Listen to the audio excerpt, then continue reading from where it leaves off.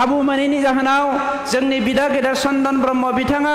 खाबु मोनैनि जाहोनाव जोंनि बिदा गेदेर खाम्फा बरगयारी बिथांमोना थांनाय 17 बोसोर बिपिएफनि सासनावहाय खुंथायनि समाव हारिनि जानानै मोजां खामानि मावनो मोनाखैमोन। दिनै बिथांमोना मानव गेदेर श्री प्रमद बर' बिथांनि खावलायनाय बायदियै जों गासैबो हारि हारिसा ज' जानानै सान्थियै खौसेथियै पार्मानेन्टलि बर' हालामखौबो बे बिटिसि हालामखौबो मुलुगनि बयनिख्रुइबो जौसिनाय हारिनि गेजेराव जौसिन हारि हिसाबै हालाम हिसाबै देखायनो थाखाय जों दिनै खौसेनि लामाजों फैदों।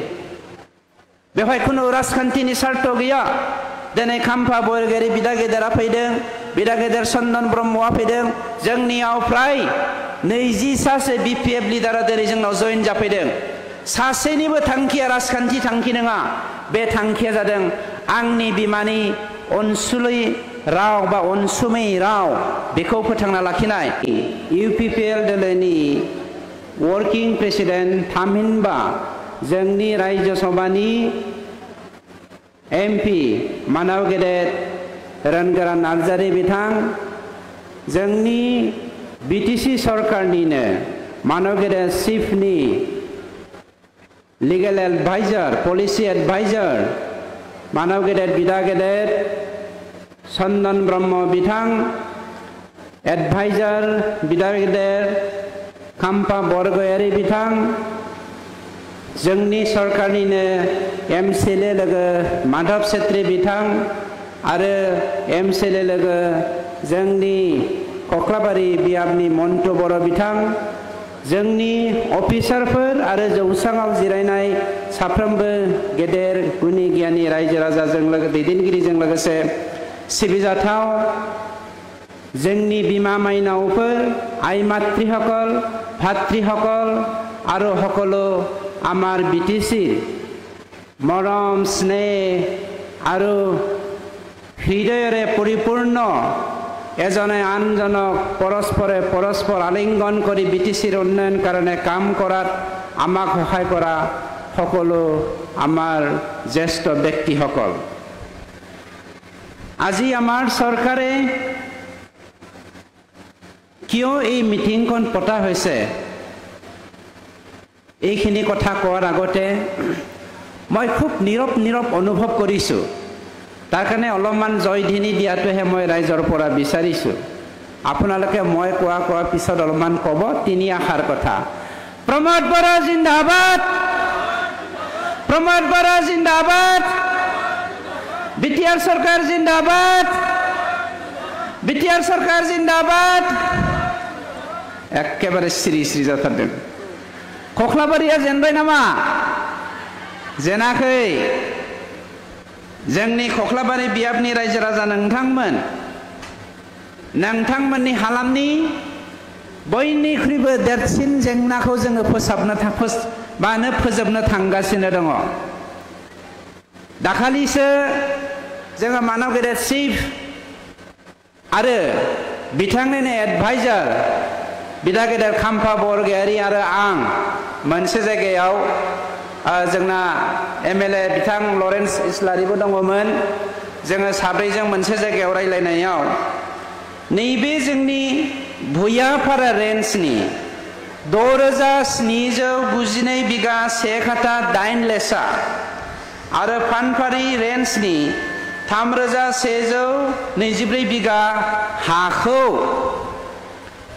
दि रिजार्भ खालामनानै आरो बे हानि सोलाय गुबुन जायगायाव हा होनानै वाइल्ड लाइफ बानायनानै आरो हायोब्ला जों बेखौ गोदानै नेशनेल पार्क खालामनानै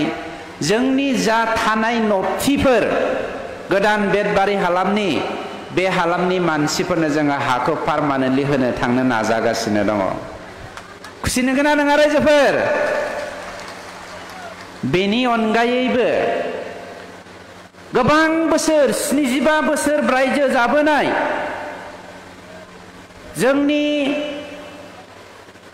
कक्लाबारि हालामनिनो मोनसे जायगा मा गामि मोनलाय बै साहा बागान गोनाङा जोंना ख्रिस्टियान गामिया बनगाव गामिया 75 बोसोर जाबोबाय। जोंनि मिस्टेकआ माखासे गामिनि दैदेनगिरिफ्रा बे हाखौ फरेस्ट हा माखासेया बेखौ रेभिनिउ हा होननानै बेले बेजे सानबाय थादों आरो बेखौनो रावबो मिथियाखैमोन जोङो फाइनाल कनफार्म खालामबाय जे बियो मोनसे मा हा सुजायै एबा सार्भे खालामजायै नन केटेस्ट्रेल होननानै बुङो केटेस्ट्रेल खालामजायै हामोन बेखौ मैया जोङो सार्भे खालामनानै फाइनाल खालामबाय जुलाइ दाननि गेजेरावनो बे रायजो राजा बे गामिनि रायजो राजानोबो जोङो हाखौ फाइनालि होनो थांगासिनो दङ नांगोना नाङा रायजोफोर শ্ৰদ্ধেয় ৰাইজ আই মাতৃসকল মই বেছি কথা ক'ব বিচৰা নাই আমাৰ ইয়াত জ্যেষ্ঠ ব্যক্তিসকল আছে সকলো কথা বৰ্ণাই ক'ব যোৱা ৩৫ বছৰ বল আন্দোলনৰ সময়ত বড়সকলে অনাবড়সকলৰ প্ৰতি হিংসা জাগিছিল আমি বড়সকলে ভাবিছিল যে অনাবড়সকলৰ কাৰণে বড়সকলে ভাৰতীয় নাগৰিক হোৱা সত্ত্বেও আমাৰ অস্তিত্বটো আমি ৰক্ষা কৰিব পৰা নাই বুলি যাৰ ফলত বড়সকলে ৩৫ বছৰ আন্দোলন কৰিলে সেই ৩৫ বছৰ আন্দোলনৰ পাছত ভাৰত চৰকাৰ আৰু অসম চৰকাৰে ট্ৰাইবেল সকলৰ কাৰণে বড়সকলৰ কাৰণে আমাৰ ভাষা সংস্কৃতি ৰীতি নীতিটো ৰক্ষা কৰাৰ নামত বিটিসি চুক্তিটো 2003 চনৰ 10 ফেব্ৰুৱাৰী দিনাখন কৰি দিলে আৰু ইয়াৰ মাধ্যমেৰে ইয়াৰ দ্বাৰাই আমাৰ উন্নতিৰ কাৰণে কাম কৰিবলৈ আমাক দায়িত্বভাৰ দিয়া হ'ল এই সময়ত ভাবিবলৈ ললে বড়সকলে অনাবড়সকলৰ প্ৰতি হিংসা জাগিছে দয়া মায়া নোহোৱা হৈছে ভাৰতীয় নাগৰিক হোৱা সত্ত্বেও আমাক অধিকাৰৰ পৰা বঞ্চিত কৰিছে বুলি ভাবিছিলে শ্ৰদ্ধেয় ৰাইজ যাৰ ফলত আমাৰ মাজত বড় অনাবড় বিভাজন আনি কোনেবাই কৰাই আমাক বিভক্ত কৰি পেলাই নৰকৰ যন্ত্ৰণাৰ ভুগিবলৈ বাধ্য কৰাইছিল এজনে আনজনৰ প্ৰতি বিশ্বাস নোহোৱা হৈছিল আৰু বৰঞ্চ যদি আমি ক'বলৈ যাই সঁচাকে যোৱা দিনবোৰত ভাৰত স্বাধীন হোৱাৰ পৰা যোৱা ৭৮ বছৰে আমি এজন ভাৰতীয় নাগৰিক হিচাপে গণতান্ত্ৰিক আমাৰ যি অধিকাৰ সেই অধিকাৰটো আমি পাবলৈ সক্ষম হোৱা নাই নেকি বুলি আমিও ভাবিছিলোঁ যাৰ ফলত আমাৰ ইউপিপিএল দলৰ নেতা সন্মানীয় শ্ৰী প্ৰমোদ বড়ো ডাঙৰীয়াৰ নেতৃত্বত 2020 চনৰ 15 ডিসেম্বৰ দিনাখন যেতিয়া আমি বিটিআৰ চৰকাৰটো গঠন কৰিলো ইউপিপিএল চৰকাৰটো গঠন কৰিলো তেতিয়াৰ পৰাই প্ৰথম অৱস্থাত সকলো জাতি জনগোষ্ঠীক সামৰি ৩৫,৮৪,০০০ ভাৰতীয় নাগৰিকক লৈ পেলাই ২৬টা জাতি জনগোষ্ঠীক আমি ইনভলভ কৰাই কেনেকৈ শান্তি প্ৰতিষ্ঠা কৰিব পাৰি ইয়াৰ কাৰণে আমি কাম কৰিলো আৰু ক্ৰমেই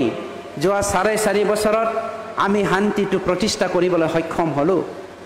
এই শান্তিৰ মাধ্যমেৰে আমি প্ৰথম অৱস্থাত এটাই কথা আমাৰ মাজত সপোনটো ভাই উঠিছিল যে আসল কাৰণটো ক'ত যাৰ ফলত আমি বড়ো আৰু মুছলমানৰ মাজত সংঘাত হৈছিল আসল কাৰণটো ক'ত যাৰ ফলত আমাৰ বড়ো আৰু অনাবড়ৰ মাজত বিভাজন হৈছিল আসল কাৰণটো ক'ত বড়ো আৰু বড়োৰ মাজত ভাতৃঘাতী সংঘৰ্ষ হৈছিল হেতুৰ কাৰণটো এটাই আছিল মাটি আৰু অধিকাৰ সেই মাটি আৰু অধিকাৰক লৈ পেলাই এজনে আনজনৰ ওপৰত সংঘাত ভুগিছিল আমি তাকে নজৰ কৰি যোৱা ৪.৫ বছৰত মাটিৰ সমস্যাটো কেনেকৈ সমাধান কৰিব পাৰি হেতু আমি হাত দিলো আৰু যোৱা ৪.৫ বছৰত ৩,২৩,০০০ মানুহৰ মাটিৰ সমস্যা আমি সমাধান কৰিবলৈ সক্ষম হলো বহুত মানুহে কয় মুছলমানক কিমান মাটি দিলে বড়োসকলে কিমান মাটি পালে ৰাজবংশীসকলক কিমান ম্যাদী পাট্টা দিয়া হ'ল গোৰ্খাসকলক কিমান ম্যাদী পাট্টা দিয়া হ'ল সঁচাকৈ আমাক মাটিৰ অধিকাৰৰ পৰা বঞ্চিত কৰিছে নেকি নহয় যদি আমি জাত পাত ধৰ্মৰ ওপৰত নিৰ্ভৰ কৰি পেলাই এই কামটো কৰিলেহেঁতেন যি কংগ্ৰেছে 50 বছৰ শাসনভাৰ নিজৰ হাতত ৰখাৰ সত্ত্বেও অসমৰ ট্ৰাইবেল সকলৰ কাৰণে আজিৰ বিটিচিৰ ট্ৰাইবেল সকলৰ কাৰণে অসমৰ জনসাধাৰণৰ কাৰণে বিটিচি থকা সকলো অনাবৰ সকলৰ কাৰণেও কাম কৰা নাই সেই কামটো আমি আজিৰ ৭৭ বছৰৰ ভিতৰৰ ৪.৫ বছৰ যি সময় সন্মানীয় শ্ৰী প্ৰমোদ বড়ো ডাঙৰীয়াৰ হাতত আছে সেই কামভাৰ আমি কৰিবলৈ সক্ষম হলো যিটো আমাৰ সপোন আছিল যিটো আমাৰ অনুভৱ আছিল যিটো আমি সংকাত ভুগিছিলো সেই সকলোবোৰ আমি পাবলৈ সক্ষম হলো আজি বহুত মানুহে মুছলপুৰৰ ABC ব্লকৰ কথা লৈ পেলাই গেম খেলি আছে কোনোবাই কয় আমাক যদি ভোট দিয়ে এই মাটিৰ অধিকাৰটো আমি দিম আমাক যদি সহায় কৰে আগন্তুক ইলেকশ্যনবোৰত তেতিয়া আমি তেওঁলোকক মাটিৰ পাত্তা দিম ন তেনেকে কয় ৭৭ বছৰে পলিটিক্স কৰি আহিলে আমি কোনটো যদিও যোৱা 2020 চনৰ 15 ডিসেম্বৰৰ আগত আমি সৰকাৰটো বনাইছো 20 চনৰ ইলেকশ্যনৰ সময়ত কোনেবাই ভোট দিছিল বা নিদিছিল সেই কথাটো আমি নিৰ্ভৰ কৰি পেলাই কাম কৰা নাই সকলো জাতি জনগোষ্ঠী ভাৰতীয় নাগৰিক হিচাপে অধিকাৰৰ পৰা বঞ্চিত নহয় সেইটোৰ কাৰণেহে আমি কাম কৰিছো ABC ব্লকৰ জনসাধাৰণৰ 1200টা ফ্যামিলিক এই জুলাই মাহৰ ভিতৰত আমি মাটিৰ পাত্তা দি পেলাই মাটিৰ সমস্যাৰ পৰা আমি মুক্ত কৰিব বিচাৰিছো বিটিচিত থকা 43,000 মানুহ আজি PGR আৰু VGRৰ বসবাস কৰি আছে তেওঁলোকক আমি আইনৰ ওপৰত নিৰ্ভৰ কৰি পেলাই প্ৰতি ফ্যামিলি প্ৰতি ব্যক্তিক কেনেকে আমি 1 বিঘাকে মাটি দি পেলাই মাটিৰ পৰা জিবুজাখৈ ৰিপিন জিৰাই বইব জিৰাই জিবুজাখৈ জিৰাই না জিৰাই জিবুজাখৈ মেডিকেল নিছে बियो मेडिकेल जिराय गासिबो बिजिग्रासोनो बिजिग्रा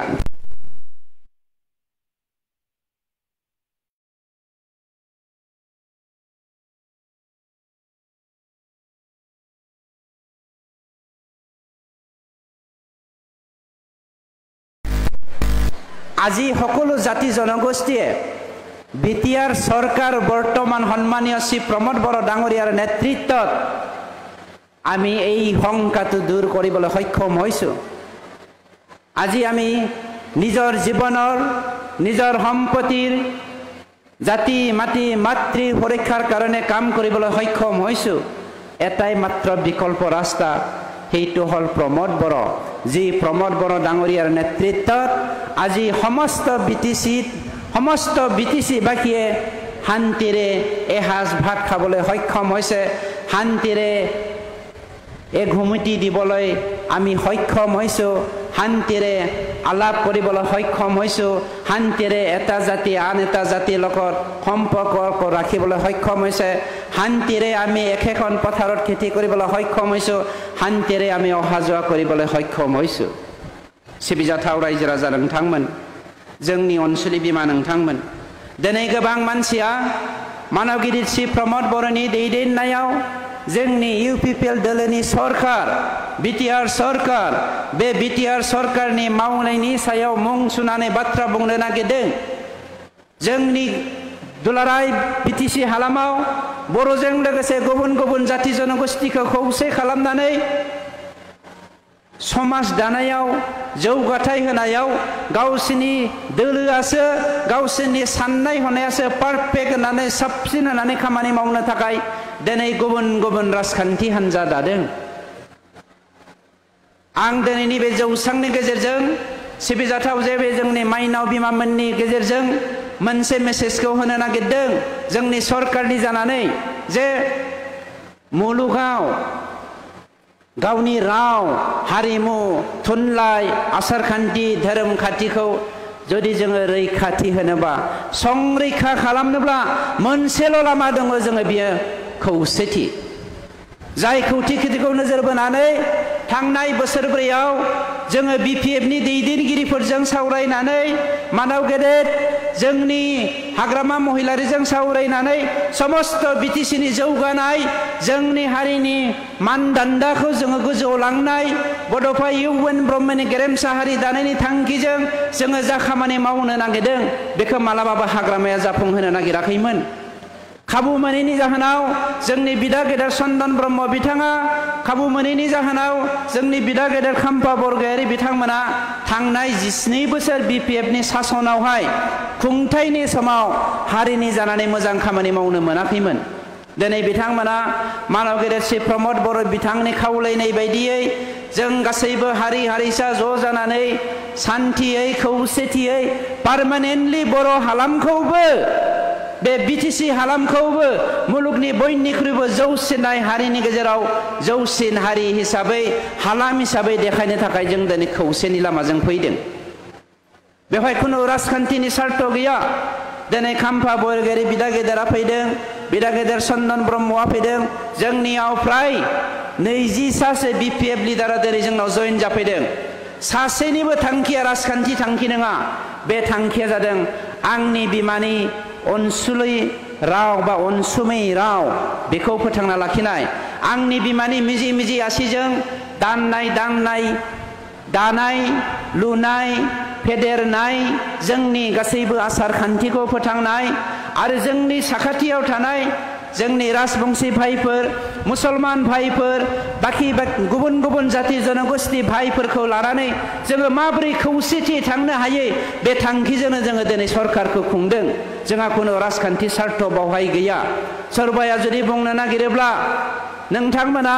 हारिनि थाखाय जुदि सेक्रिफाइस खालामनो हागोन ना हाया होननानै कुइसन खालामोब्ला नोंथांमोना गासैबो जाति जनगोष्ठीखौ खौसे खालामनानै सान्थि गायसननायनि थाखाय सेक्रिफाइस खालामनो हागोन ना हाया? नोंथांमोना जोंनि हालामनि गासैबो समस्याखौ समाधान खालामनायाव खौसेनि थाखाय सेक्रिफाइस खालामनो हागोन ना हाया होननानै बुङोब्ला जोङो बिखाफोर दाननानै बुंनो हायो जोङो गाबोननो पलिटिक्सखौ सेक्रिफाइस खालामनो हायो। बे जोंनि थाखाय गेदेर खोन्था नङा। जोङो बुंदों राजखान्थिनिख्रुइ हारिया देरसिन, जोङो बुंदों राजखान्थिनिख्रुइ समाजा देरसिन, जोङो बुंदों राजखान्थिनिख्रुइ खौसेथिया देरसिन, जोङो बुंदों राजखान्थिनिख्रुइ गोजोन आरो आब्रुथिया देरसिन। जायनि जाहोनाव जिखुनु जेंनाखौनो जोङो दिनै रुजुननानै जोङो खामानिखौ मावनो नागिरदों। नाथाय माखासे फलान लुबैसुला फलान बिथांमोना गुबुन गुबुन दिनै राजखान्थि दोलो दानानै गुबुन गुबुन दिनै बावैसोनो नै गुबुन मोनसे फरायसा हान्जा दानो थांबावगासिनो दङ मोनसे राजखान्थि दोआ। बे जोंनि थाखाय दुखुनांथाव बाथ्रा। जोंनि अनसुलि बिमा नोंथांमोन, माइनाव बिमा नोंथांमोन, बिमायानो गासैनिबो गुदि, बिमायानो गासैनिबो दैदेनगिरि, बिमायानो जोंनि बिथिंगिरि, बिमायानो जोंनि सोरजिगिरि। आरो बे साफ्रोमबो बिमाया जोंनि समाजखौ जुदि दैदेननायाव मैखोम बिहोमा होयोब्ला जोंनि हारिखौ लेथेर फेथेर खालामनो रावबो हाया। राजखान्थिनि मुङावबो हाया, समाज बेबस्थानि मुङावबो हाया। बेफोर गासैबो बिमानि सायावनो सोनारो। नंखायनो जोङो खावलायनो नागिरदों। दिनै गोबां मानसिफ्रा होनदों NDBनि मुं लानानै दिनै राजखान्थि खालामनो नागिरदों। आंबो सासे NDBमोन, हाग्रायाव आंबो दंहैयोमोन।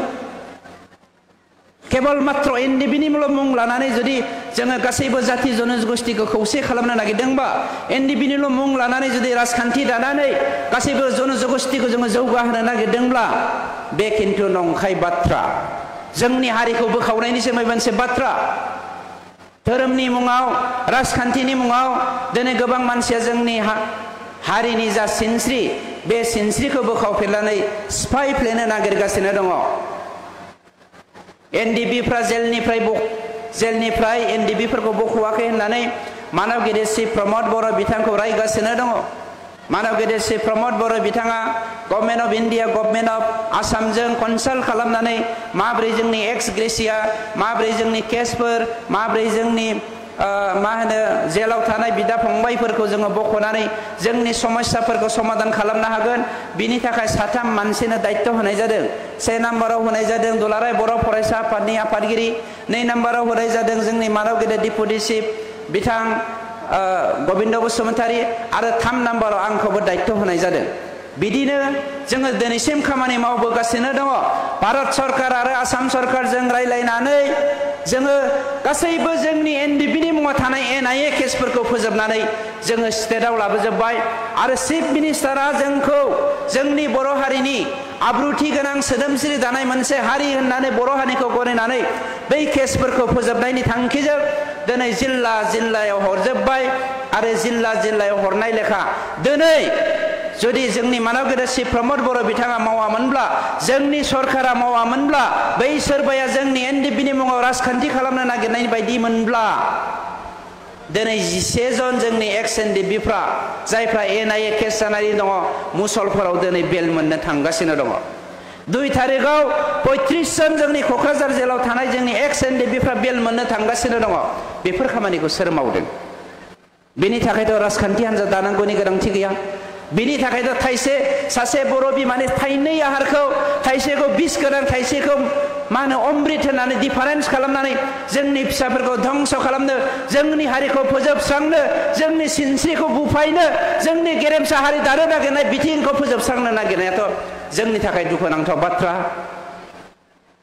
सम दङ